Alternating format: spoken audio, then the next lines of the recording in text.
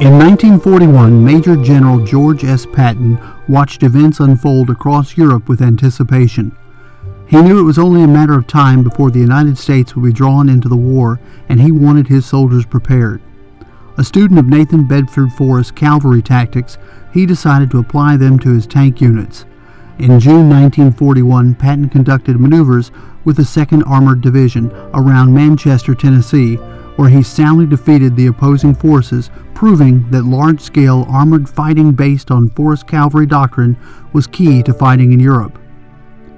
After the U.S. declared war in December of 1941, training combat divisions to fight in Europe became a key priority for the U.S. Army. Tennessee was a perfect location for training combat forces. Patton believed the Cumberland River resembled the Rhine River, and the hilly country to the south and north resembled France, Belgium, and Germany. On June 24, 1942, Governor Prentice Cooper announced that 9 counties would be used as a maneuver area by the U.S. Second Army. By the 25th of July, the War Department selected Cumberland University in Lebanon as the location of the headquarters for the Army Ground Forces and Nashville as the main railhead.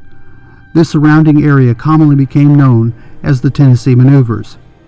From 1942 to 1944, the U.S. Army conducted 7 major large-scale training exercises throughout Tennessee, eventually growing from the use of 9 counties to 20.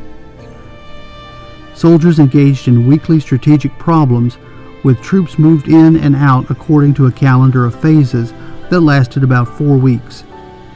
In the military scenario, Nashville was Cherbourg. The first and second problems usually took place east of Davidson County, but the third phase centered on Donaldson in Davidson County and Couchville in Wilson County. Berryfield in Nashville was often defended against enemy airborne troops. More than 850,000 soldiers from 25 divisions would pass through Tennessee for very realistic simulated combat training prior to leaving for England and the eventual D-Day assault on Normandy. Tennessee National Guard soldiers assigned to the 30th Infantry Division participated in the maneuvers twice, first with Patton in 1941, and then again from May to November of 1943, where they were headquartered at Camp Forrest in Manchester. The Tennessee maneuvers occurred on property mostly owned by civilians, and in cities and towns across much of Middle Tennessee. Because the terrain so closely resembled Europe, all but 3 of the 25 U.S. Army divisions that participated in the Tennessee maneuvers fought in the European theater during World War II. The local community supported the soldiers through land use, logistic support, lodging, and countless other support and supply requests. It was the support of the various counties and communities throughout Tennessee that led to the successful training of these soldiers, resulting in a U.S. victory against Germany. Since that time, over 70 years ago, the Tennessee National Guard has become a full partner in our nation's defense and a first responder to emergencies here at home.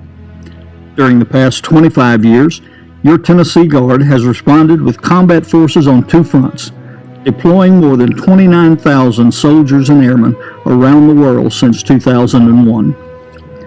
They also responded to multiple emergencies here at home, such as the severe ice and snowstorms along the Cumberland Plateau and in East Tennessee in 1993, snowstorms, heavy rains, and flash flooding in 1994, tornadoes in 1995 and 1997, severe storms, tornadoes, and flooding in 1998 to include an F5 tornado that tore through Lawrence County, severe storms and flooding in 1999, 2001, and 2003, Hurricanes Katrina and Rita in 2005, and Hurricane Gustav in 2008.